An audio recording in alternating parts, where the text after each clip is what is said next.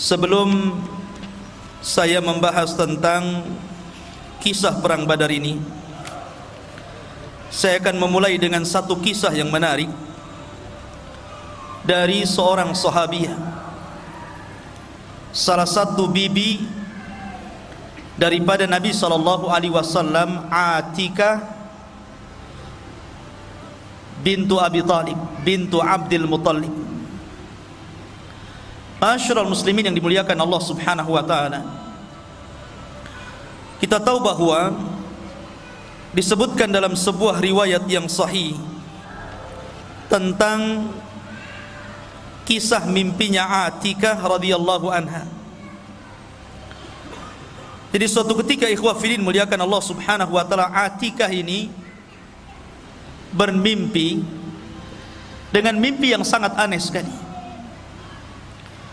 Dalam mimpinya diceritakan, tiba-tiba datang seorang laki-laki menunggang unta dengan badan yang kecapean, keletihan dan compang-camping.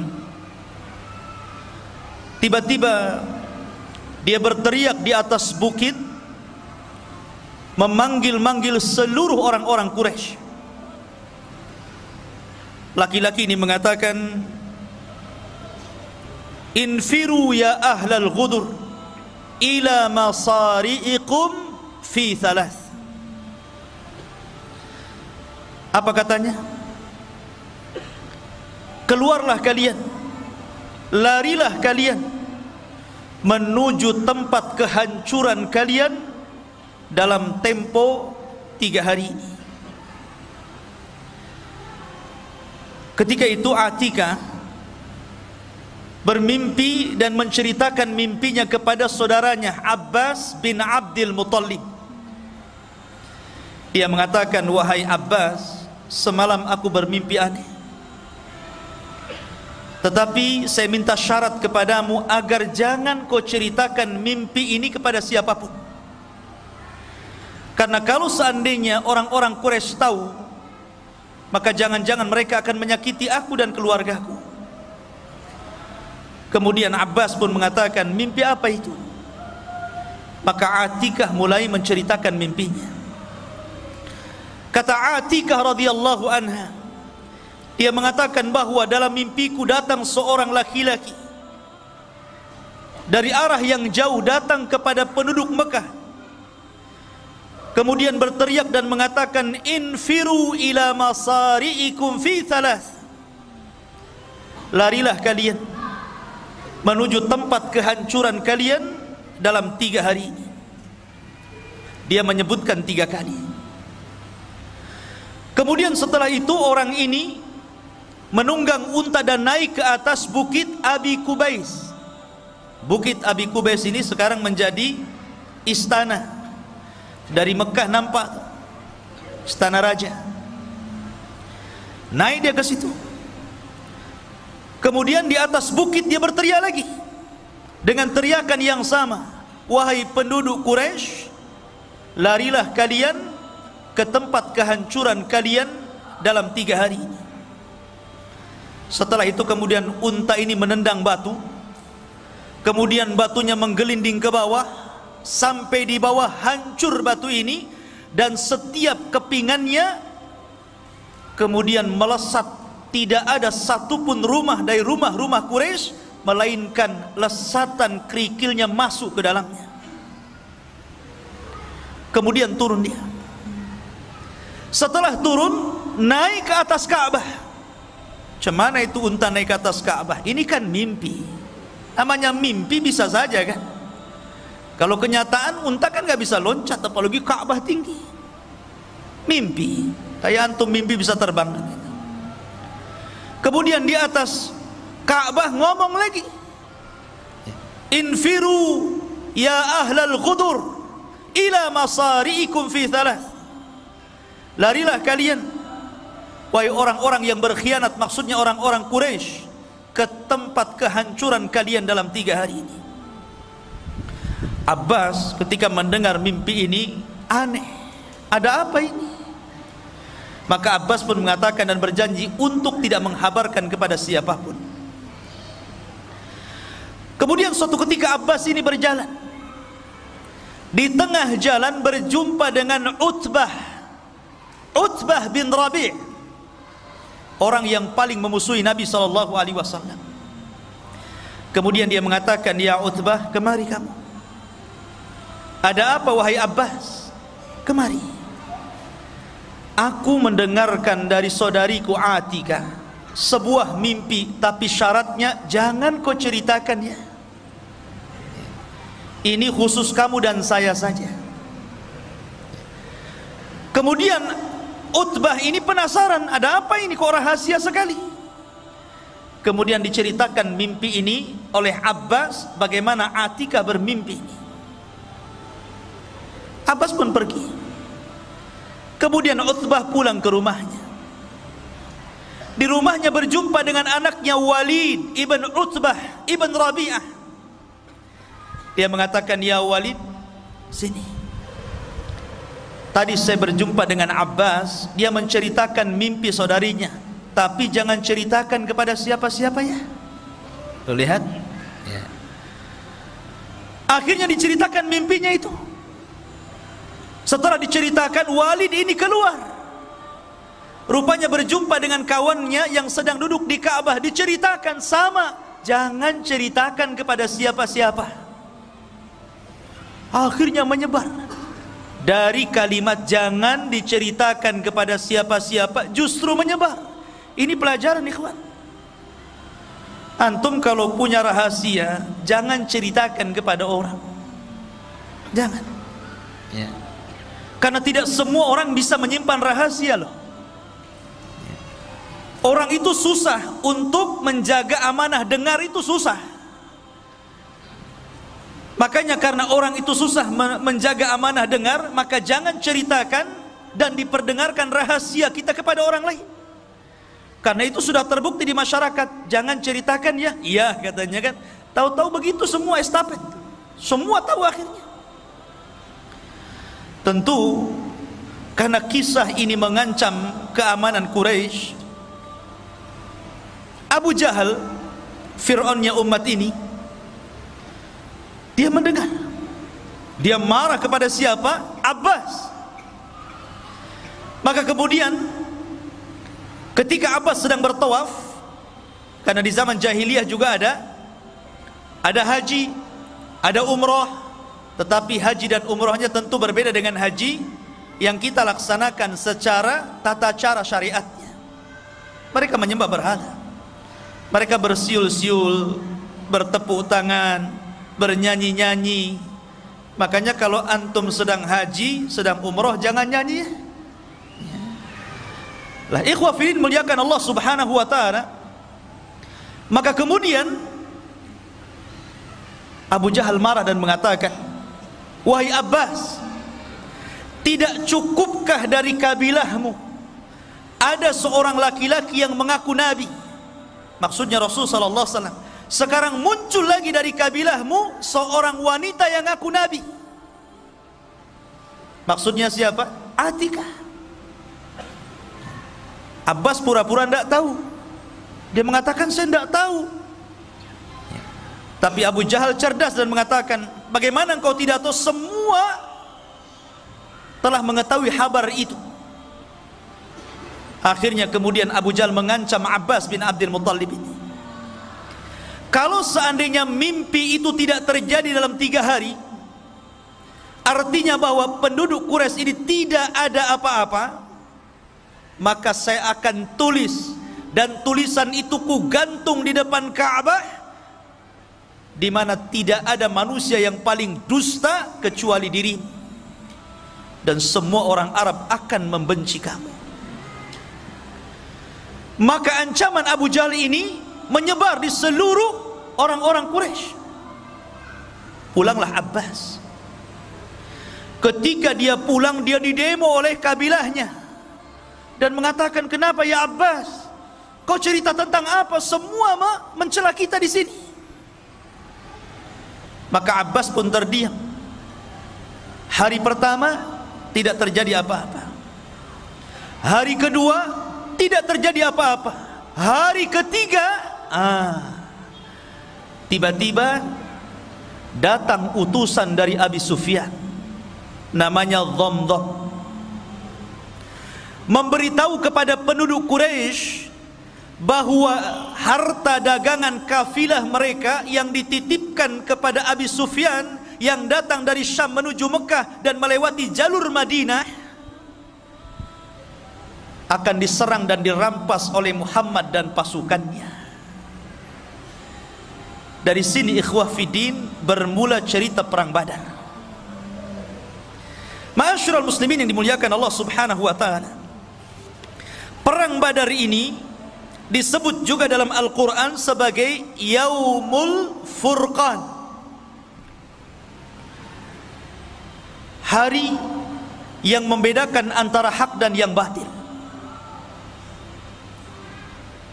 Ada juga yang mengatakan bahwa Badar itu disebut Yaumal Taqal Jama'an, itu dalam Quran, Yaumal Furqan dan Yauma Iltaqal Jam'an. Iltaqa itu artinya berjumpa, Jam'an itu dua pasukan besar. Dan disebut Badar, ada yang mengatakan karena Badar itu diambil dari nama orang, Badar Al-Kinani. Ada juga yang mengatakan Badar itu sebuah sumur yang terletak di gurun pasir yang disebut dengan tempat peperangannya, akhirnya dinisbatkan kepada sumur Badar itu. Maka perangnya disebut perang Badar.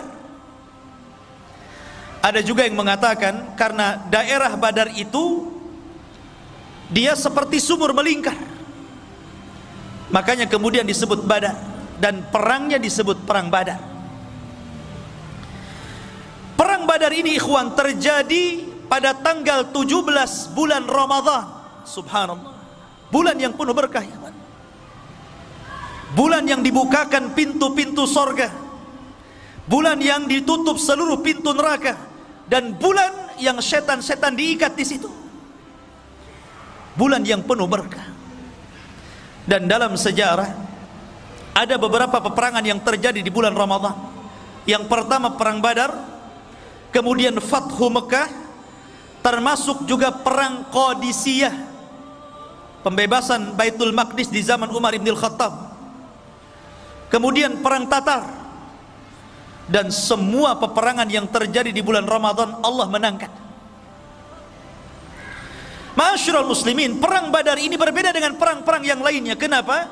Karena perang Badar ini sebenarnya tidak ada tujuan perang sama sekali. Nabi tidak ada tujuan perang. Makanya Nabi tidak mencela orang-orang yang tidak ikut dalam peperangan. Nabi itu ketika keluar ke Badar hanya menganjurkan orang-orang yang hadir saja untuk berangkat. Adapun orang yang bekerja di ladang-ladang mereka atau sedang safar, mereka tidak diwajibkan untuk ikut dalam peperangan, karena memang tujuannya bukan perang. Tujuannya hanya untuk merampas kafilah dagangnya Abi Sufyan yang datang dari Syam menuju Mekah. Itu saja. Kenapa Nabi SAW ingin merampas itu, ingin merampok apa yang ada pada Abi Sufyan? Karena Nabi ingin mengambil haknya kembali. Dahulu Nabi SAW ketika berdakwah di kota Mekah, apa yang terjadi? Dimusuhi, diancam, bahkan hendak dibunuh. Para sahabatnya disiksa, bahkan sahabat juga ada yang dibunuh seperti keluarga Ammar bin Yasir. Maka ketika itulah Allah mengizinkan mereka hijrah. Ketika hijrah, mereka tidak membawa kecuali sehelai baju di badannya. Orang-orang Quraisy merampas harta mereka, merampas rumah mereka, merampas kebun mereka, merampas bisnis mereka. Maka Nabi ingin mengambil haknya kembali. Maka Nabi SAW tidak banyak membawa orang, hanya 314 orang saja. Persis seperti tentara Talut ketika melawan Jalut. Persis jumlahnya. Dan perang Talut ketika melawan Jalut pun terjadi di bulan Ramadan, dan jumlahnya sama itu ya. Jumlah tentara Talut 314, jumlah tentara Rasul yang ke Badar sama 314 orang, dengan 2 kuda, hanya 2 kuda saja, dan 3 unta. Itu pun untanya gantian tuh. Disebutkan bahwa Nabi SAW menunggang unta bertiga gantian. Abu Lubabah, kemudian Ali bin Abi Thalib, dan Nabi SAW. Kemudian unta satunya Mikdad dan yang lainnya. Jadi bolak-balik gantian, karena Badar itu cukup jauh juga, berkilo-kilo dari Madinah. Lah ketika itu Nabi SAW justru yang lebih banyak jalan dibandingkan naik. Lihat, harusnya Nabi itu lebih banyak menunggang dibandingkan berjalan, kan? Itulah sosok pemimpin, ikhwan. Ketika itu Ali dan Abu Lubabah malu, masa Nabi jalan kaki, saya naik unta. Maka kata Ali radhiyallahu an, ya Rasulullah, lebih baik Anda saja yang naik, kami yang berjalan. Maka Rasul mengatakan, ya Ali, kalian tidak lebih kaya pahala dibandingkan diriku, dan kalian tidak lebih kuat fisiknya dibandingkan diriku. Sudah, naik saja. Ma'asyiral muslimin yang dimuliakan Allah Subhanahu wa ta'ala. Maka ketika Nabi SAW bergerak, kemudian mengutus orang untuk memeriksa kafilah itu tentang benar dan tidaknya, akhirnya Rasul mendapatkan kepastian bahwa kafilah Abu Sufyan telah bergerak dari Syam. Abu Sufyan ini tidak bodoh, orang cerdas ya. Ketika dia mendengar isu bahwa dia akan diserang oleh Rasul dan pasukannya, dia pun mengutus orang untuk mengecek ke Badar. Tidak puas, dia cek sendiri. Sampai di Badar gak ada orang, kecuali orang-orang yang memang tinggal di situ, beberapa orang saja. Kata Abu Sufyan kepada orang-orang yang tinggal di Badar, ada nggak pergerakan atau orang-orang ramai yang menuju ke sini? Orang situ tidak tahu, karena Nabi SAW dalam setiap peperangan selalu menggunakan taktik tawari.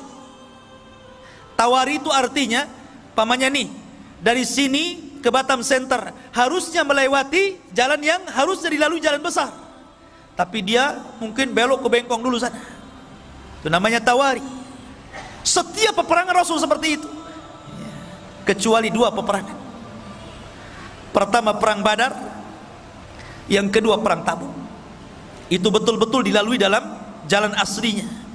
Kenapa Nabi di perang Badar tidak tawari? Karena Allah sudah menjanjikan kemenangan. Allah sudah turunkan ayat menjanjikan kemenangan, dan akan mengutus para malaikat untuk menolong Rasul. Makanya Rasul gagah berani berjalan. La ma'asyiral muslimin. Jadi Abu Sufyan ini mencari-cari, rupanya tidak ada pergerakan di situ. Tapi Abu Sufyan kemudian mendengar berita ada 2 orang yang lewat di sini. Rupanya Abu Sufyan mencari bekas-bekasnya itu. Ketemulah kurma yang jatuh, dan dia tahu itu kurma Madinah. Kata Abu Sufyan, benar. Ini Rasul ini sudah membawa pasukan. Ini kurma Madinah, di sini tidak ada kurma. Dari situlah kemudian Abu Sufyan pun langsung membelokkan rute jalannya untuk menyelamatkan dagangannya. Dan dia mengutus Dhamdham. Dia mengatakan, ya Dhamdham, berapa hari kau bisa berjalan ke Mekah, ke Quraisy? Kata Dhamdham, 2 minggu. Kata Abu Sufyan, bagaimana kalau seandainya ku beri ongkos 5 kali lipat daripada ongkos biasa, tapi kau harus sampai 2 hari sampai di sana. Bisa bayangkan, 2 hari yang ditempuh 2 minggu jadi 2 hari pakai kuda. Gimana nasib kudanya itu? Ya tentu dia tidak istirahat kan gitu, 2 hari harus sampai. Maka Dhamdham pun kemudian dengan berjalan kencang menuju mana? Menuju Quraisy, ingin memberitahu Abu Jahal. Sampai di Quraisy, dia udah kecapean, udah kecompang-camping semuanya kan. Dia pun naik ke atas bukit. Kemudian Kebiasaan tradisi Arab kalau membawa berita yang sangat menghebohkan dan mengkhawatirkan, maka selalu melepas bajunya dan membalikkannya. Itu tradisi mereka. Kemudian dia berteriak-teriak dan mengatakan, sesungguhnya dagangan-dagangan kalian yang dibawa Abu Sufyan terancam dan dia tidak bisa mempertahankan karena dia sendirian. Maka mendengar bahwa harta-harta mereka akan dirampas Rasul dan para sahabatnya, maka Utbah dan Abu Jahal, Fir'aunnya umat ini, langsung bergerak mengumpulkan seluruh orang-orang Quraisy dan memaksa untuk keluar semuanya. Tidak boleh satu pun yang tinggal. Kalaupun dia tidak ikut dalam perang, minimalnya dia harus menggantikan dan membayar orang sebagai gantinya. Ketika itu ada kisah Umayyah ibn Khalaf. Umayyah bin Khalaf ini sudah tua, badannya gemuk, ya tidak segemuk saya lah ya, gemuk. Dia minta uzur, tidak mau berangkat, gitu kan? Kenapa? Karena sebelumnya ada tokoh syair, tukang penyair, tokoh paling hebat, tukang syairnya Arab, ya. Dia mengatakan, kalau kalian tetap keluar membantai Muhammad dan pasukannya, sama saja kalian membantai anak dan saudara kalian. Bukankah mereka adalah kerabat-kerabat kalian juga di sini? Lebih baik sudah tinggal di sini. Tapi Abu Jahal mengatakan tidak. Kita akan berangkat, kita akan bunuh Muhammad dan pasukannya. Setelah itu kita akan bernyanyi, kita akan minum khamar, dan kita akan rayakan kemenangannya. Dan tidak ada yang bisa untuk menakut-nakuti Arab setelah ini. Ketika itu Umayyah bin Khalaf, dia minta uzur, nampaknya saya tidak bisa berangkat nih.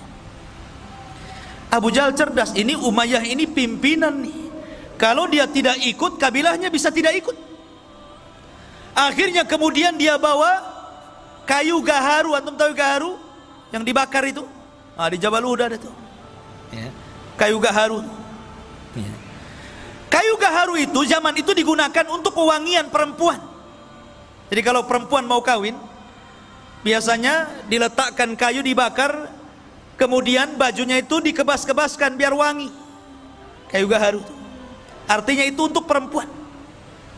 Abu Jahal membawa kayu gaharu, diletakkan di depan Umayyah bin Khalaf. Kata Umayyah, ngapain kamu bawa gaharu ke sini? Ya, karena engkau perempuan, katanya. Kalau engkau laki-laki, engkau akan ikut perang. Lihat cerdas, ya. Akhirnya kemudian bangkit keberaniannya. Kenapa Umayyah itu takut berperang? Karena dia pernah mendengar ramalan dari siapa? Dari kawannya, Sa'd bin Mu'adz. Sa'd bin Mu'adz ini pemimpin Ansar, dan dia berkawan dengan Umayyah di masa jahiliyah, dan di masa Islam pun tetap baik. Jadi ketika Sa'd ibn Mu'adz ini umrah, ingin tawaf gitu kan di Ka'bah, dan dia sudah masuk Islam, Umayyah bin Khalaf ini siap menjamin keamanannya, karena dia tahu siapa ini pembesar orang-orang Ansar, orang-orang Madinah, orang-orang Yathrib. Tapi kemudian ketika ketemu dengan Abu Jahal, tidak suka Abu Jahal, kemudian mengancam untuk membunuhnya.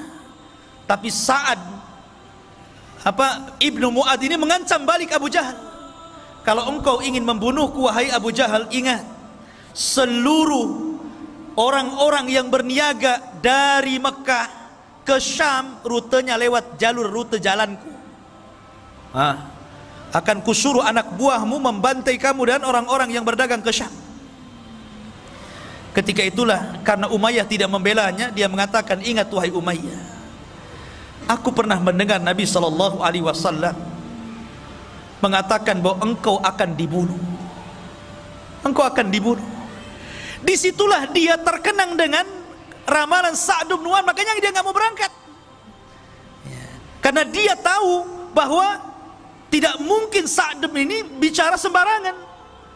Tapi cerdas lagi Abu Jahal, biar dia mau perang dibuat kayak gitu kan. Kamu ini perempuan, bukan laki-laki. Kalau laki-laki berangkat jihad. Akhirnya bangkit, diajak juga anaknya. Semuanya keluar kecuali kabilah Bani Adi dan Abu Lahab. Abu Lahab tidak keluar, dan dia menggantikan orang dan membayarnya untuk keluar. Kan itu syaratnya, kalau tidak ikut perang harus ganti orang dan bayar. Keluar semuanya ikhwan, jumlahnya 1000 lebih. Berangkat mereka. Lah Nabi SAW ikhwafidin muliakan Allah subhanahu wa ta'ala, di sisi lain maka Nabi SAW kemudian mendengar ada pasukan besar yang digerakkan oleh para pembesar Quraisy, sementara Rasul ini gak ada persiapan, bukan mau perang kok. Mereka hanya untuk menghadang kafilah Abu Sufyan, sehingga peralatan perang juga ala kadarnya, persiapan juga ala kadarnya, tidak punya pengalaman perang. Makanya Nabi SAW bermusyawarah ketika itu, karena ini urusannya orang-orang muhajirin, bukan orang-orang ansor. Ini kan urusannya orang muhajirin, orang ansor nggak terlibat di sini. Nabi itu kan ingin mengambil hak orang-orang muhajirin, orang ansor nggak ada urusan di sini. Tapi orang ansor itu solidaritasnya luar biasa, ukhuwahnya luar biasa. Makanya dia mengirim pasukan jauh lebih besar dibandingkan muhajirin. Muhajirin 80 orang saja, lebihnya orang ansor dari 314 itu. Luar biasa. Kalau dalam tentara itu jiwa korsanya itu loh, nggak mau tuh, tolong juga. Maka Rasul mengatakan kepada orang-orang ansor, wahai orang-orang ansor, ini perkara muhajirin, tapi musuh di depan kita ini macam mana? Seolah-olah Rasul SAW mengisyaratkan agar mereka ikut bergabung. Ketika itulah pemimpin Ansar tegak, namanya Sa'd bin Mu'ad, yang ketika kematiannya arsy Allah guncang, 70.000 malaikat turun. Dia bangkit dan mengatakan, ya Rasulullah, perintahkan sesukamu, kami akan melakukan apapun kehendakmu. Oh, senang Rasul, ada dukungan orang-orang Ansar. Dari sini Nabi SAW masih khawatir. Bagaimanapun manusiawi ikhwan, Rasul itu bukan malaikat. Kalau Rasul malaikat, susah antum niru dia. Malaikat nggak kawin, antum pengen kawin ya. Malaikat nggak punya anak, antum punya anak. Malaikat nggak makan, antum 3 piring 4 piring sehari ya. Malaikat tidak kencing, tidak berak. Malaikat itu berbeda dengan makhluk. Makanya Rasul itu manusia, jadi ada sisi kemanusiaannya. Rasa takut itu wajar, takut kalah, karena melihat bahwa pasukan orang Quraisy itu besar dan pasukan dia sedikit ya. Maka Nabi SAW berdoa tengah malam, kemudian dia menagih, seolah-olah menagih janji Allah subhanahu wa ta'ala. Allahumma wa'daka alladhi wa'adtani ya Rabb, mana janjimu yang kau janjikan kepadaku. Terus Nabi SAW seperti anak kecil meminta kepada orang tuanya, mulihi fid du'a, mengeluh, merengek kepada Allah subhanahu wa ta'ala akan janji yang Allah janjikan kepadanya. Sampai saking khusyuknya Rasul berdoa dan menangis, ridanya terbang, diambil Abu Bakar dan mengatakan, yakfika ya Rasulullah, cukup Rasul, cukup sudah. Maka Rasul mengatakan, Allahumma intahlik hadhil isabah falan tu'bad abada. Ya Rabb, kalau kau hancurkan kelompok yang sedikit ini, maka engkau tidak akan ada yang menyembah lagi di permukaan bumi.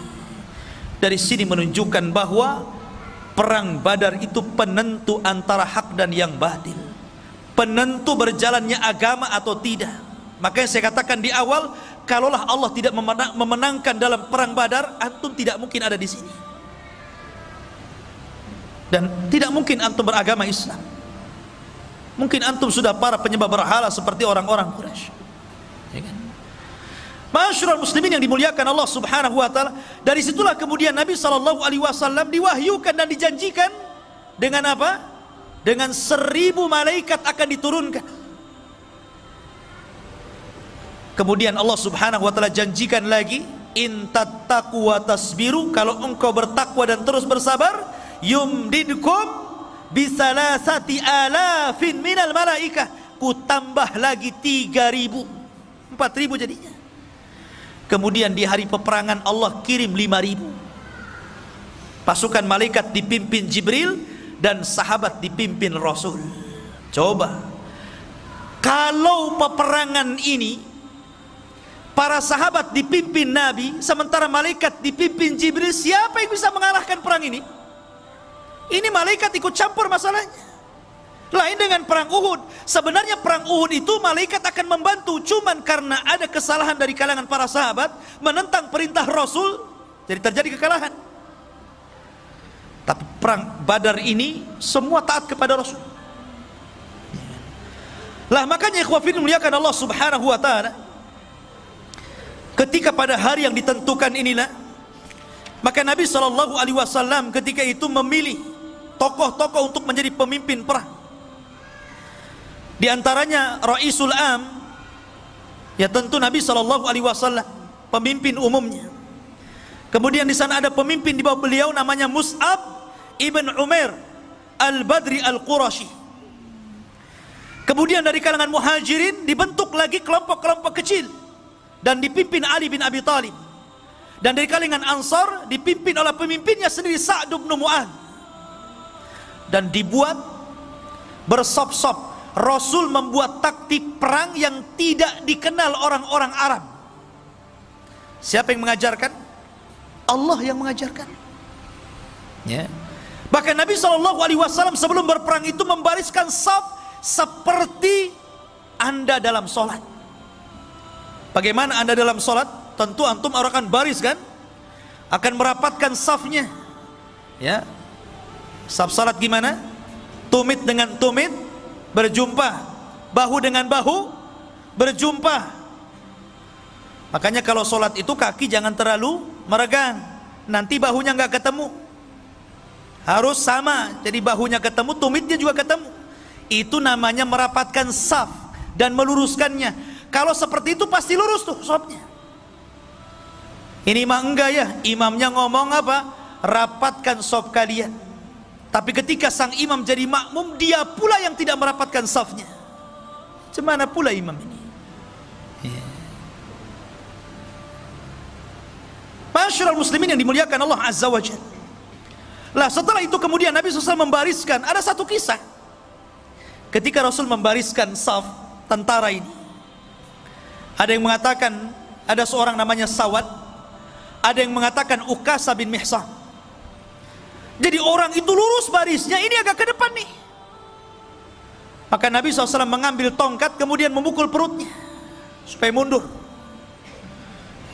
Nabi SAW tegas ya kawan. Rupanya kejadian ini teringat satu kisah di saat akhir wafatnya Nabi SAW.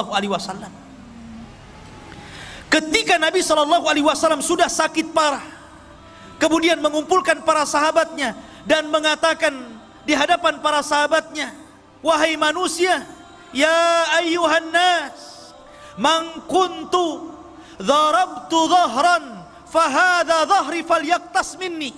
Wahai manusia, siapa yang dulu pernah kupukul punggungnya, nih punggungku, kisos sekarang. Ketika itu semua para sahabat terdiam. Tidak mungkin para sahabat bicara ketika bicara Rasul. Tidak mungkin para sahabat berani ketika Nabi sedang berceramah. Tiba-tiba ada seorang sahabat bangkit kemudian mengatakan, ana ya Rasulullah, ma dumta talabtal qasas fa ana aqtas ming. Selama engkau menuntut kisos, saya ingin mengkisos dirimu. Wih, semua melihat sahabat ini. Kurang ngajar nih sahabat ini. Ya. Nabi sudah sakit, tiba-tiba bangkit kemudian mengatakan seperti itu. Ali datang, ya Rasulullah, biar saya yang dipukul. Abbas datang mengatakan, ya Rasulullah, biar saya yang dipukul. Kata Rasul, diam, biar dia kisos aku. Rupanya laki-laki itu namanya Ukasa bin Mihsan, yang tadi itu di perang Badar dipukul itu. Dia minta kisos dia. Ya. Maka kemudian Ukasa datang kepada Rasul. Rasul kaget, kenapa? Ini Ukasa. Ukasa ini siapa? Satu di antara sahabat yang dimasukkan dalam 70.000 orang yang masuk surga tanpa hisab dan azab. Kata Rasul, ketika dia bermimpi di padang mahsyar, dia melihat ke arah kiri ada umat yang sangat besar, Kemudian malaikat mengatakan, itu bukan umatmu, itu umatnya Musa.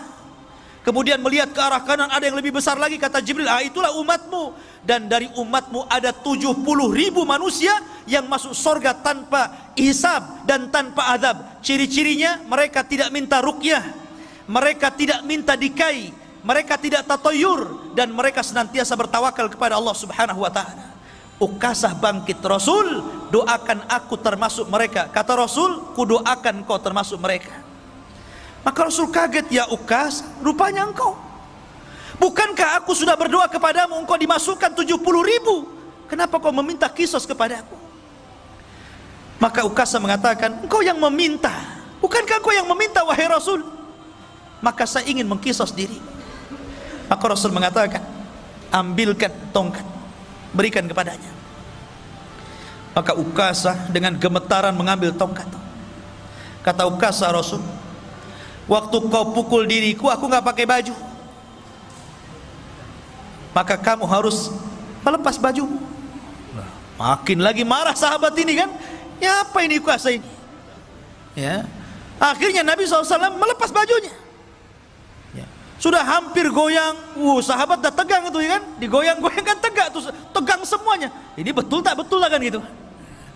Maka dilemparlah tongkat itu, langsung memeluk perut Nabi SAW dan mengatakan, ya Rasulullah, aku ingin menjadi orang yang terakhir yang bersentuhan kulitku dengan kulitmu. Ukasah bin Mihsan. Jadi Nabi merapihkan saf dalam perang Badar itu.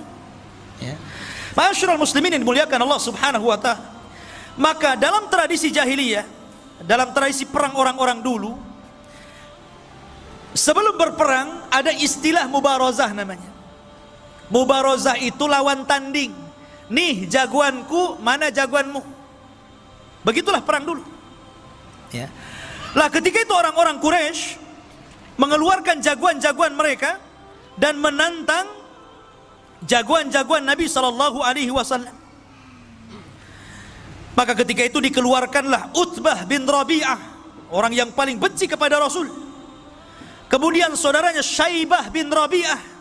Kemudian anaknya Utbah juga, Al-Walid ibn Utbah bin Rabi'ah. Ini orang sangar-sangar nih, orang-orang garang-garang dari Quraisy. Mereka orang-orang yang paling jahat. Kemudian Nabi SAW mengeluarkan 3 orang Ansar, tapi ditolaknya dan mengatakan, kami tidak ada urusan dengan orang Ansar, kami ingin keluarkan jagoan kalian dari Muhajirin. Maka Nabi SAW ketika itu memilih 3 orang, Hamzah, Asadullah, singa Allah, Sayyidus Syuhada, pemimpinnya para syuhada di sorga, dikeluarkan untuk melawan Syaibah bin Rabi'ah.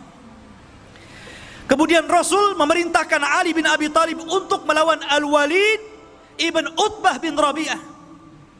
Kemudian Rasul mengeluarkan Ubaidah ibnul Harith dan melawan Utbah bin Rabi'ah. Maka terjadilah pergulatan hebat.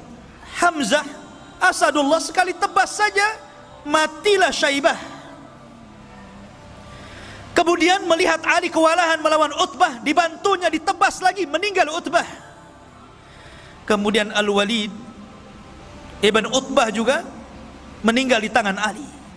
Cuman Ubaidah ibn al-Haris ketika dia bergulat dengan Utbah ini memang agak sengit, saling bacok-bacokan ya, kayak orang carok gitu ya. Sehingga lukanya ini menjadikan dia tidak tahan lama hidup. Kemudian dia meninggal dan Rasul mengatakan, asyhadu annaka syahid ya Ubaidah, saya bersaksi engkau telah menjadi syahid. Maka ketika jagoan-jagoan mereka kalah dan meninggal, marah Abu Jahal. Dari setelah kemudian Abu Jahal menggerakkan pasukannya. Mereka tidak paham bagaimana Allah sudah mengajarkan taktik perang. Bahkan mereka tidak tahu bahwa di belakang pasukan Rasul ada 5.000 malaikat, dipimpin oleh Jibril, menggunakan kuda putih, dan dilihat oleh orang-orang kafir dan tidak dilihat orang-orang yang beriman. Jadi yang melihat hanya orang kafir saja. Orang yang beriman tidak tahu. Bahasanya antum baru nyabut golok, kepala orang sudah melayang gitu. Enak nggak kalau perang kayak gitu? Antum baru ngambil pedang gitu kan, kepalanya sudah melayang. Makanya Allah mengatakan, wa ma ramaita id ramaita walakinnallaha rama. Ya. Ketika engkau melempar, wa ma ramaita, tidaklah engkau melempar. Ketika engkau melempar, ketahuilah bahwa Allah sesungguhnya yang melempar dia. Karena ketika itu kuda yang ditunggangi Jibril ini menebarkan debu, dan debu itulah masuk ke mata-mata orang-orang kafir Quraisy ini, sehingga mereka kesulitan untuk memandang. Dan itulah para sahabat mudah untuk melumpuhkan, sehingga 70 orang kafir meninggal dan 70 menjadi tahanan. Selebihnya mereka lari tunggang langgang kembali ke Mekah. Dan subhanallah, Allah hinakan Abu Jahal oleh dua anak kecil, namanya Mu'adz dan Mu'awwidh, keduanya putra Afra. Ini anak kecil ini ikut perang, si Mu'adz dan Mu'awwidh ini. Dia kan orang Madinah, nggak tahu Abu Jahal mukanya kayak apa, dia nggak tahu. Ketika peperangan dia cari Abdurrahman bin Auf dan mengatakan, ya Abdurrahman, yang mana sih Abu Jahal itu? Si Fir'aunnya umat ini yang mana ya? Kata Abdurrahman, no, itu tuh orang itu. Langsung dua anak kecil ini, dua anak remaja ini mencabut pedangnya, dikeroyok sama dua anak remaja ini, mati Abu Jahal. Bayangkan ya. Dan keduanya mengklaim membunuhnya dan Rasul membenarkannya. Masyarul muslimin yang dimuliakan Allah Azza wa Jalla. Adapun yang lainnya kena tahanan. Dan seluruh orang-orang yang pernah didoakan Rasul kehancuran mereka terbukti di perang Badar. Ketika Nabi SAW di awal-awal dakwahnya, ikhwan, Nabi SAW diejek oleh Abu Jahal dan mengatakan, siapa yang berani meletakkan salah jazur, kotoran unta yang masih berdarah itu, di pundak Muhammad yang sedang sujud di Ka'bah, ku beri dia hadiah. Berdirilah siapa? Uqbah bin Abi Mu'aid. Ini orang yang paling jahat. Dulunya pengagung Rasul, tapi karena perkawanan yang salah, akhirnya jadi balik, jadi jahat. Ingat, kawan itu yang baik, ikhwan. Uqbah bin Abi Mu'aid ini dulu penggemar Rasul. Walaupun Rasul itu seorang nabi dan agamanya berbeda, tapi karena dia seorang penyair, dia suka kalau Rasul itu melantunkan Quran. Ya. Makanya suatu ketika karena bangganya mengidolakan, ya samalah seperti antum orang Islam mengidolakan para pemain bola. Para pemain bola itu sebagian mereka kafir, bahkan kebanyakan kafir, tapi antum idolakan kan? Pasang gambarnya, kalau dia bertamu ke rumah antum, kemudian selfie, viral tuh.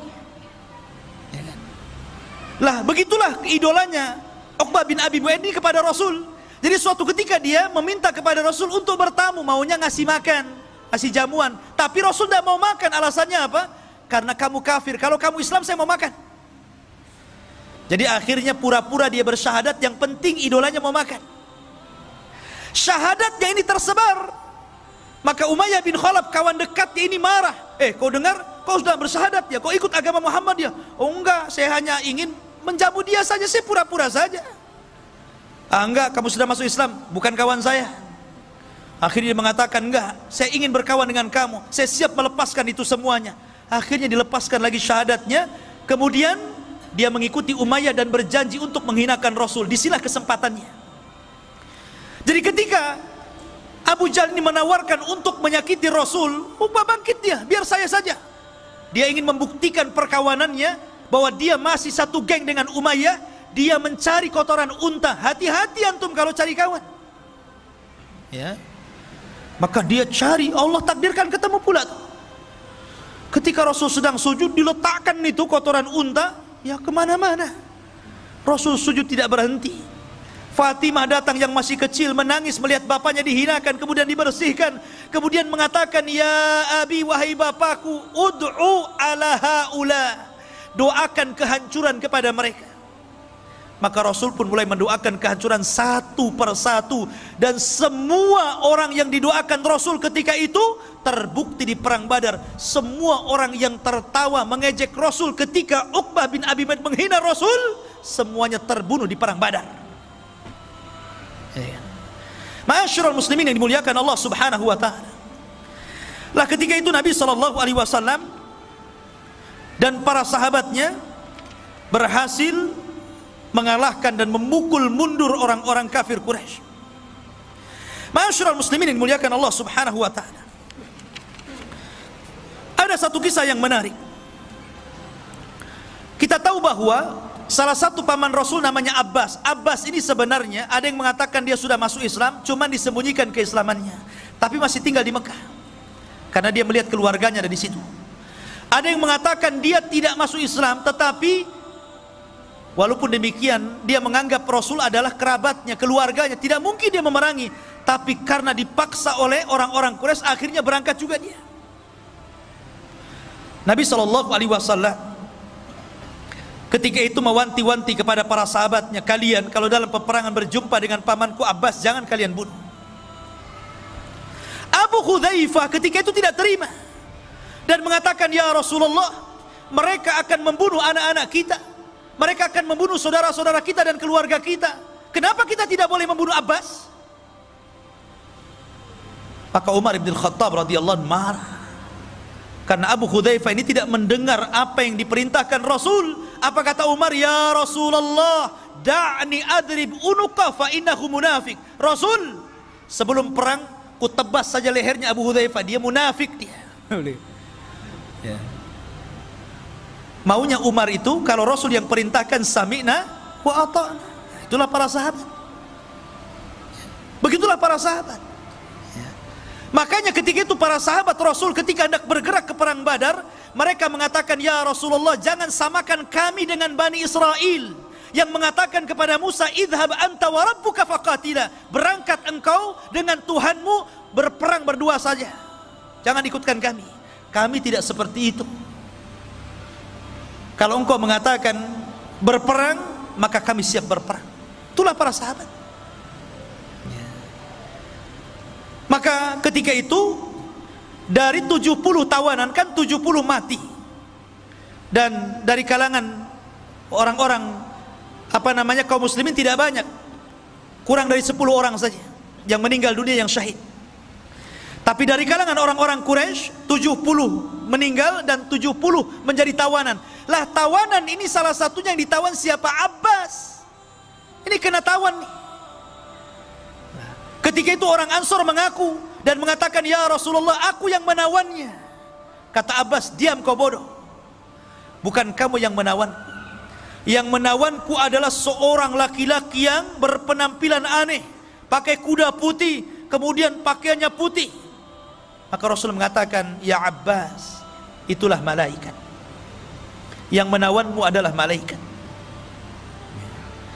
Lah ma'asyiral muslimin yang dimuliakan Allah Azza wa Jalla, akhirnya kemudian Abbas ini dirantai, sebagai tawanan dirantai, tidak boleh lepas lagi, nanti kabur dia kalau nggak dirantai. Ya, yang dijeruji saja bisa manjat, apalagi di rantai saja kan. Abbas ini karena kesakitan, karena namanya dirantai gitu kan, kesakitan. Jadi tengah malam dia, namanya orang kesakitan pasti akan yasruh, ya, pasti akan mengeluarkan suara sakit, aduh gitu kan. Lah Rasul ini mendengar suara aduhnya Abbas bin Abdul Muttalib, namanya pamannya sendiri, dan sudah dianggap keluarga paling dekat, paman yang dicintainya.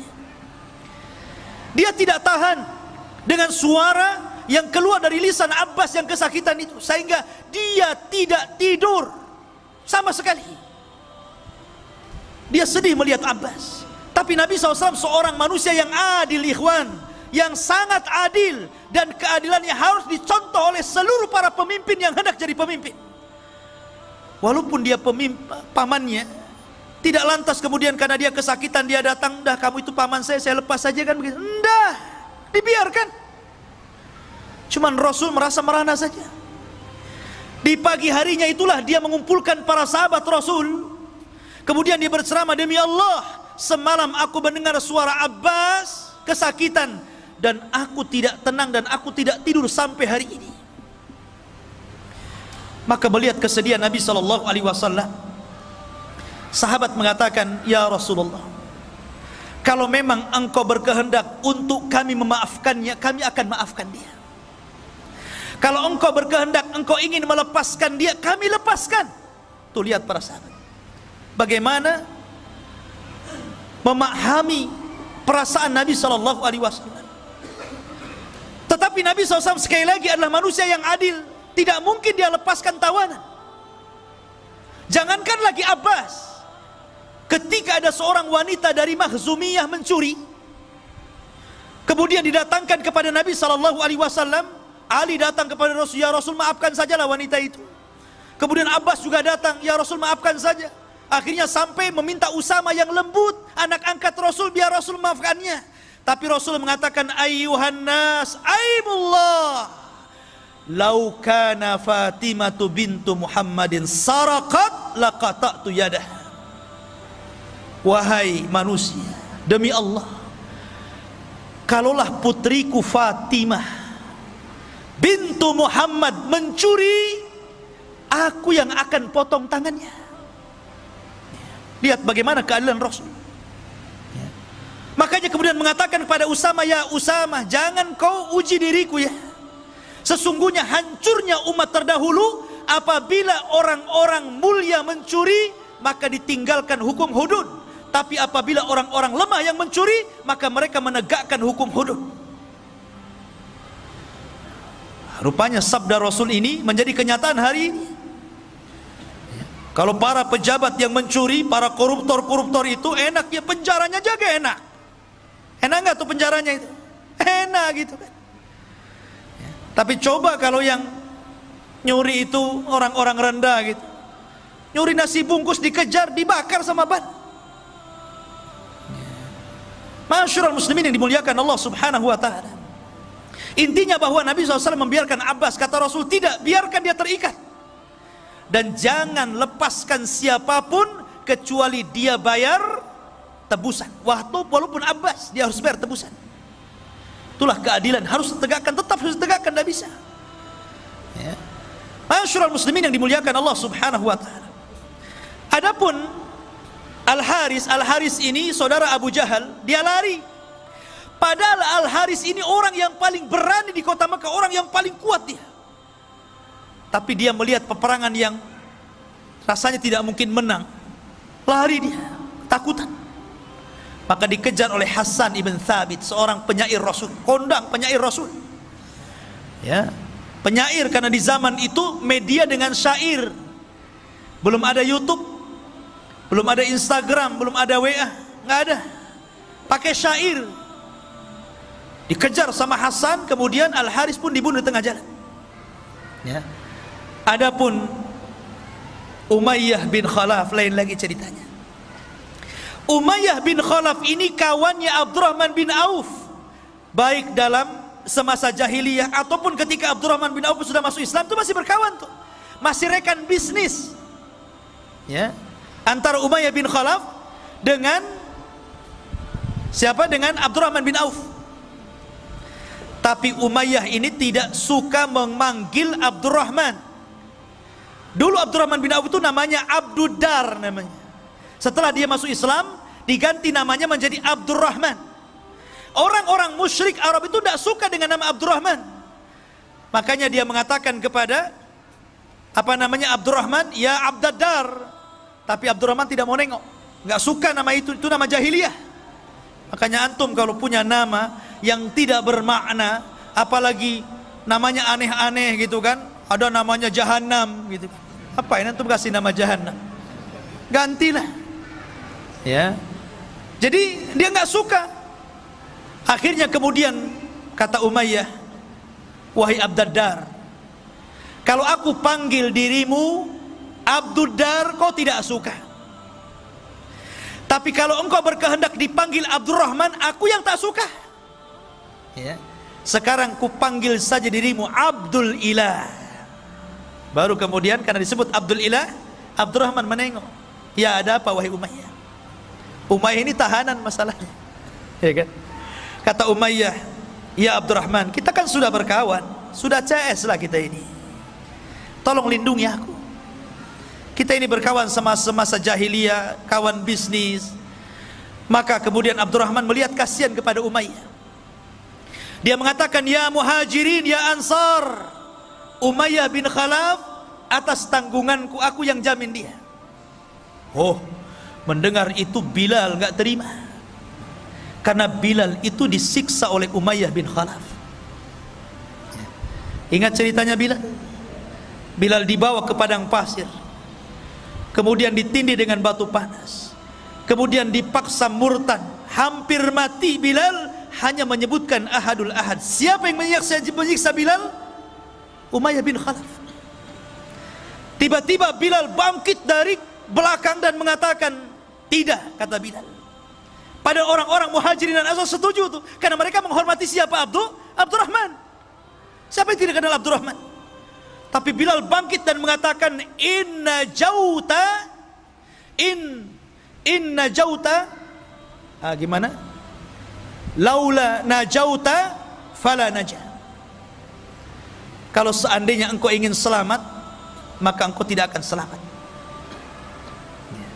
Kalau seandainya engkau ingin selamat, engkau tidak akan selamat. Maka ketika itu seluruh para sahabat melihat Bilal. Ketika itu Bilal mengacungkan pedang. Maka kemudian para sahabat mengisyaratkan kepada Abdurrahman untuk menunduk, supaya tidak melihat kawannya dibunuh Bilal. Karena itu aib membunuh orang di depan kawannya. Maka Abdurrahman langsung menunduk. Bilal datang menebas leher Umayyah, kemudian menyembelihnya. Ma'asyiral muslimin yang dimuliakan Allah subhanahu wa ta'ala, itulah tragis tawanan-tawanan yang dahulunya mereka sangat menghina Rasul, akhirnya mereka mendapatkan akibatnya. Maka jangan pernah lecehkan agama, jangan menghina Allah, jangan menghina Rasul, jangan menghina Al-Quran, nanti akan ada akibatnya. Ma'asyiral muslimin yang dimuliakan Allah subhanahu wa ta'ala. Kemudian juga ada kisah yang lainnya yang cukup menarik.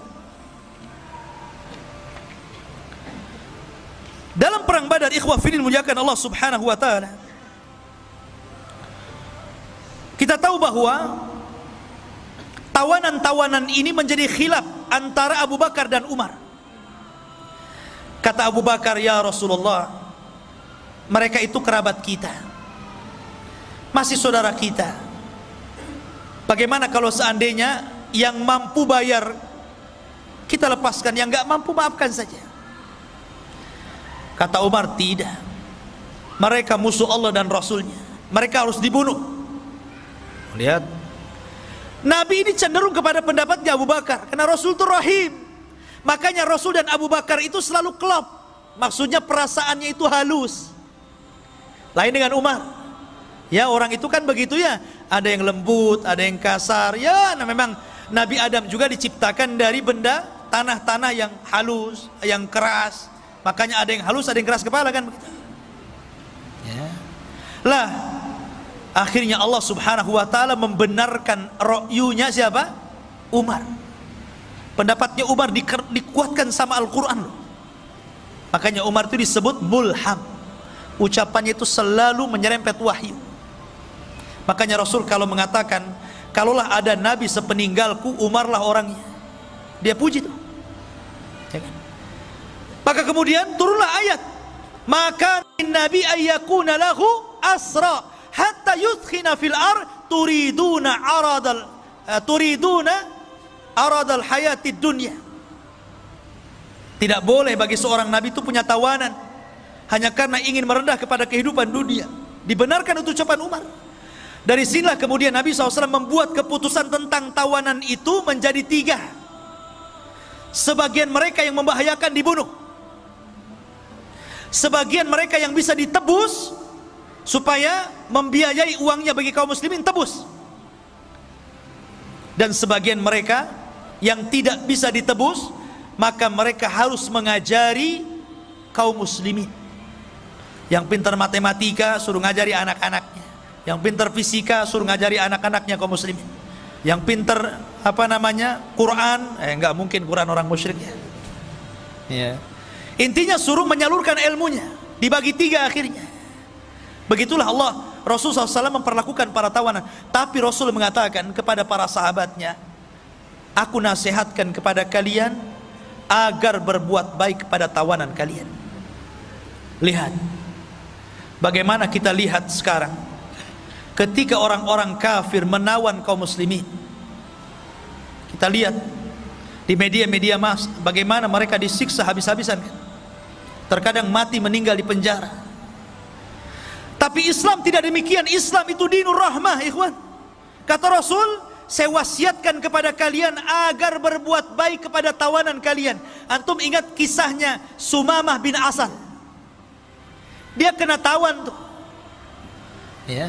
Dia kena tawan oleh pasukan Rasul, dibawa ke hadapan Rasul. Kata Rasul, ikat dia di masjid. Dari sini menurut ulama fikih mengatakan bolehnya orang junub duduk di masjid. Karena Sumamah bin Asal ini orang kafir, tentu tidak pernah mandi junub. Orang kafir mandi junub nggak mungkin orang kafir mandi junub. Artinya bahwa orang kafir pasti junub kan? Tapi oleh Rasul diikat di masjid 3 hari lagi. Kalau memang orang junub tidak boleh di masjid, tentu Rasul akan ikat di luar masjid kan? 3 hari. Setiap hari Rasul menawarkan Islam, dan Rasul memperlakukan Sumamah dengan baik, para sahabatnya juga dengan baik, bicaranya lembut. Dari situlah Sumamah melihat bagaimana akhlak Rasul dan para sahabat. Karena 3 hari tidak mau masuk Islam, dilepaskan sama Rasul. Kenapa? Karena Sumamah bin Asal ini adalah pemimpinnya Yamamah, dan Yamamah itu adalah penghasil gandum terbesar yang memasok gandumnya ke Quraisy. Ini kalau dibunuh bahaya, ya, makanya dilepas. Sepanjang jalan Sumamah ini mikir, kok beda agamanya dengan agama yang saya anu, lebih indah, lebih somea, lebih sopan, baik. Balik lagi dia, kemudian mengislamkan dirinya, asyhadu an la ilaha illallah wa asyhadu anna Muhammadar Rasulullah. Lihat, kan dia bisa aja pulang kan, balik lagi masuk Islam dia. Itulah bagaimana Rasul memperhatikan tawanan dengan baik. Akhirnya Rasul mengajarkan bagaimana cara umrah. Mendengar Sumamah ini masuk Islam, orang Quraisy marah tuh. Ketika dia umrah hampir panah-panah menghadang dia. Kata Sumamah, coba-coba kalian panah saya, ku stop gandum kepada kalian, kelaparan kalian. Akhirnya betul di stop betul. Habis umrah dia pulang, dia stop. Kata Sumamah, aku baru akan ngirim gandum kepada kalian kalau ada izin dari Nabi SAW. Akhirnya berbulan-bulan mereka nggak ada makanan, datang minta izin agar dilepaskan.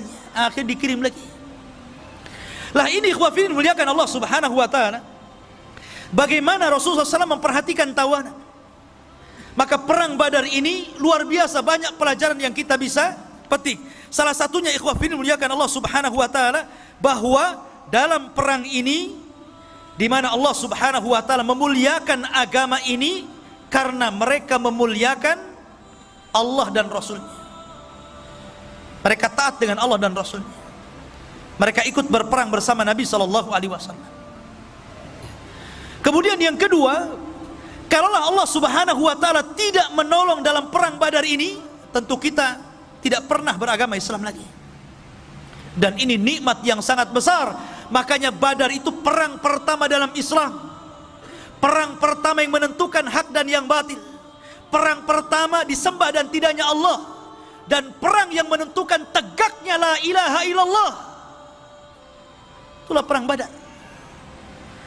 Makanya kenapa ikhwafidin muliakan Allah Subhanahu wa taala, perang ini luar biasa. Kalau kita petik sedikit demi sedikit pelajaran dari perang Badar ini, luar biasa. Banyak pelajaran yang kita bisa petik. Cuman sayang memang waktu yang sangat singkat, sehingga kita hanya mengambil cuplikan-cuplikan kisah bagaimana keberanian Rasul dan juga para sahabat Nabi sallallahu alaihi wasallam. Ini saya bisa sampaikan. Ada pertanyaan di sini?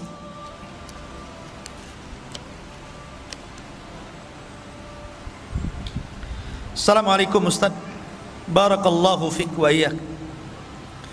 Bagaimana cara Allah menjaga riwayat yang sampai saat ini sedangkan waktu sudah berjalan sangat lama. Semenjak Rasul wafat, banyak kisah-kisah yang Ustaz sampaikan sampai dengan detail ini. Apakah tidak ada kesalahan dalam kisah-kisah tersebut? Gimana proses penyampaian riwayat kisah yang Ustaz sampaikan kepada kami? Soalnya ana pernah dengar kisah yang agak berbeda tentang orang yang minta kisos kepada Nabi Shallallahu Alaihi Wasallam. Ya, ya, boleh. Iya. Bismillah, alhamdulillah. Tentang riwayat ini memang masih diperselisihkan tentang sahih dan dhaifnya, tentang riwayat Ukasah dan riwayat Sawad ini. Akan tetapi saya di sini sedang mengkisahkan sebuah kisah. Makanya kalau antum melihat tentang kitabnya Ibnu Katsir Bidayah wan Nihayah, itu dicantumkan ada yang riwayat yang sahih, ada juga riwayat yang tidak sahih. Terkadang kalau cerita para nabi dan rasul, terkadang kisah-kisah Israiliyat itu pun dimasukkan oleh beliau di situ. Karena kita sedang merunut sebuah sejarah. Merunut sebuah sejarah. Ya, tapi tentunya di atas langit masih ada langit. Kalaupun seandainya yang saya sampaikan kemudian antum mendapatkan ada riwayat yang sahih, mungkin riwayat yang saya sampaikan dhaif, alhamdulillah, itu menjadi sebuah tambahan ilmu untuk antum. Dan ini juga bagian daripada nasihat untuk saya. Tapi karena di sini makomnya sedang berkisah, tentu kita akan merangkai kisah itu sebagaimana runutan kisahnya supaya enak didengar dan tahu gambarannya seperti apa. Kalau kita mengkisahkan sesuai dengan hadis-hadis terputus-putus, tentu antum dengarnya juga nggak enak kan gitu. Antum sedang mensyarah sebuah hadis jadinya, bukan sedang mengkisahkan sebuah kisah. Beda ya. Kalau kita belajar hadis, ya tentu kita akan cek dulu tentang riwayatnya ini, namanya apa namanya, kesohihan dan tidaknya. Bagaimana hadis ini pandangan para ulama secara hadisiahnya, baru kemudian diambil hukum-hukum fikihnya kan. Tapi di sini saya sedang menceritakan sebuah kisah. Kisah secara umum seperti ini. Lah, untuk memperdalam kisah-kisah ini antum bisa baca lagi di buku-buku seperti Bidayah wan Nihayah Imam Ibnu Katsir, atau dalam kitab Rahiqul Makhtum, ya. Kemudian dalam kitab Ibnu Hisham dan kitab-kitab sejarah yang lainnya, antum kembangkan. Sebab kalau antum sudah tahu kerangka kisah, itu kalau antum baca, oh iya saya pernah dengar, ya. Oh seperti ini runutannya, ya. Jadi seperti itu. Sebab kalau seandainya kita ikutkan dengan riwayat-riwayatnya, bagaimana riwayat ini lemah, siapa di dalamnya, kemudian bagaimana pandangan ulama, nggak jadi berkisah ya, jadi mensyarah hadis jadinya, ya. Wallahu a'lam. Taib. Kemudian yang selanjutnya, Ustaz, apakah kami memiliki kesempatan masuk ke dalam golongan 70.000 masuk surga tanpa hisab dan adab? Ya, bisa. Karena Nabi SAW tidak menyebut orangnya, tapi menyebut sifatnya supaya akan ada sampai kiamat dibangkitkan. Yang pertama, sifatnya tidak minta diruqyah. Bukan meruqyah atau minta diruqyah, itu tidak boleh. Boleh, tidak ada masalah. Maksudnya tidak minta diruqyah itu kalau tidak darurah. Kecuali kalau darurah, memang antum ini kesurupan atau apa, ada penyakit gitu kan, dan tidak ada jalan kecuali ruqyah, minta ruqyah nggak masalah dan nggak tetap masuk dalam 70.000. Maksudnya itu dia tidak berhajat, tahu-tahu minta diruqyah. Karena kenapa minta diruqyah ini mengeluarkan 70.000 orang yang dijanjikan masuk surga tanpa hisab dan adab? Karena takut mempengaruhi tawakal. Tawakal itu harus kepada Allah. Tapi ketika kemudian antum minta ruqyah, kemudian antum sembuh, nanti antum bergantung kepada ustadz yang meruqyah. Terkadang saking fanatiknya kepada ustadz yang meruqyah, yang ini mantap ustadz ini kalau meruqyah jinnya langsung minggat, yang ini agak seret-seret jinnya, ya. Jadi tawakalnya kurang, ya, makanya dilarang. Kemudian yang kedua, tidak minta kai. Kai itu mengobati dengan besi panas. Orang dulu itu kan kalau kena bacok pedang, zaman sekarang kan kalau kena luka kan banyak, ada betadin, ada ini, ada itu kan. Adalah supaya tidak tetanus kan gitu. Zaman dulu kan nggak ada obat-obatan kayak gitu. Maka supaya tidak membusuk, bekas lukanya itu ditancap besi panas. Sama dengan orang yang menghilangkan tato dengan setrika gitu kan. Zaman dulu kan begitu ya. Zaman dulu itu takut kalau punya tato ditangkap masalahnya. Kemudian terkadang mereka disetrika kan. Nggak boleh gitu. Kenapa nggak boleh? Karena dikhawatirkan rasa takutnya melebihi dari rasa takut kepada Allah. Harusnya takut diberikan kepada Allah, jadi takut besi panas jadinya kan. Jadi mengurangi tauhid. Ataupun yang ketiga, tatayur. Antum tidak menjadikan sesuatu yang antum lihat, antum dengar, ya kan? Antum meraba adanya keuntungan atau adanya kerugian dalam sesuatu. Bahasa lain, jangan menganggap sial dengan apa yang antum dengar, antum lihat atau antum rasakan. Namanya tatayur. Tatayur itu dari burung. Dulu di zaman jahiliyah kalau mau dagang, mungkin ke arah Syam, tidak ke arah Yaman, maka diterbangkan burung tuh. Kalau burungnya itu ngarah ke Syam, ini beruntung, hoki nih, berangkat nih, burung ini bawa hoki nih. Tapi kalau dia mau berangkat ke Syam, burungnya malah lari ke Yaman, nggak jadi. Ini sial nih. Nah, ini tatayur namanya. Zaman itu cuman burung saja jadi tatayur. Zaman sekarang macam-macam orang tatayur. Yang pakai burung masih ada ya. Kalau tengah malam ada burung gagak, kuak-kuak gitu kan. Wah, ada orang mati katanya. Ya kan? Kalau dulu zaman saya masih kecil gitu, ada kupu-kupu besar, kupu-kupu sirama-rama gitu kan. Wah, ada menteri masuk rumah nih. Ya. Kemudian kalau ada suara-suara, tangan nih gatal nih sebelah kanan, wah mau dapat duit katanya. Padahal banyak utang. Ya. Ini tatayur namanya. Kadang-kadang angka pula disalah-salahkan. Itu tatayur, itu nggak boleh. Ya. Kemudian yang terakhir, tawakal. Dan tawakal itu tauhid yang paling tinggi. Tawakal itu menyandarkan kepada Allah. Jadi kalau antum punya 4 sifat, masuk di sini.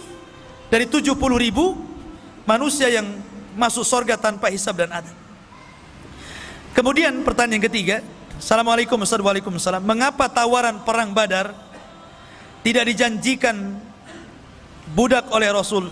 Bukankah tawanan perang diperbolehkan menjadi budak? Mohon penjelasan. Mereka budak tawanan itu. Yang ditebus gak jadi budak lah kan begitu, ditebus. Makanya kata Rasul, seorang anak tidak akan mampu untuk menebus kebaikan orang tua. Walaupun antum bikinkan rumah orang tua itu umpamanya, ya, anggaplah bangunan yang tinggi, flat gitu kan, bangunan yang sangat tinggi. Anggaplah 100 tingkat, saking tingginya sampai mereng begitu kan. Kemudian antum kasih apalagi tanah yang luas, mobil yang mewah, kemudian rumah yang indah. Kemudian antum kasihkan sama orang tua, cukup? Tidak. Tidak bisa. Tidak mungkin antum bisa membalas kebaikan orang tua kecuali satu, kata Rasulullah. Kecuali kalau orang tua antum menjadi tawanan perang, kemudian jadi budak, antum datang dan menebus, memerdekakan orang tua antum, baru sebanding kebaikannya. Ya. Kalau yang ditebus, bebas dia.